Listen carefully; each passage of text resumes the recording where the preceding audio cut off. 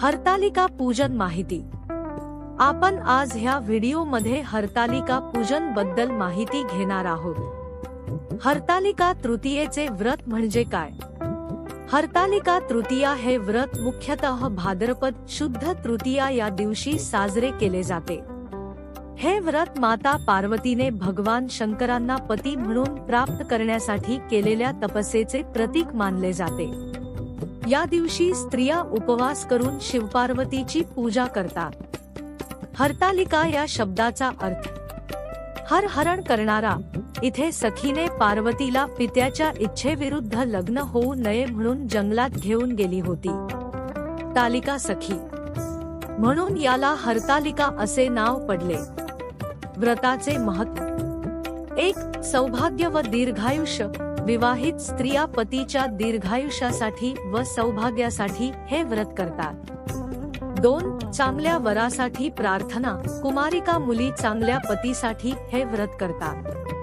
3. शिवपार्वती सारखे पवित्र वैवाहिक जीवन मिळावे म्हणून। 4. निर्जळ उपवास। या दिवशी स्त्रिया अन्न पाणी न घेता उपवास करतात। पूजनाची तयारी। 1. प्रतिमा तयार करणे। शिवपार्वतीची मूर्ती मातीने बनवतात किंवा बाजारातून घेतात। 2. पूजन साहित्य। फुले विशेषतः दुर्वा व जास्वंद, बेलपत्र, फळे, नैवेद्य, हळद कुंकू, रोली, अक्षता, पंचामृत, दीप, अगरबत्ती इत्यादी। पूजन विधी। 1. सकाळी लवकर उठून स्नान करावे व व्रताचा संकल्प घ्यावा। 2. संध्याकाळी शिवपार्वतीची प्रतिष्ठापना करून पूजा करावी। 3. हरतालिका व्रत कथा ऐकावी वाचावी। 4. रात्रभर जागरण करतात, कीर्तन, भजन, शिवस्तुती इत्यादी।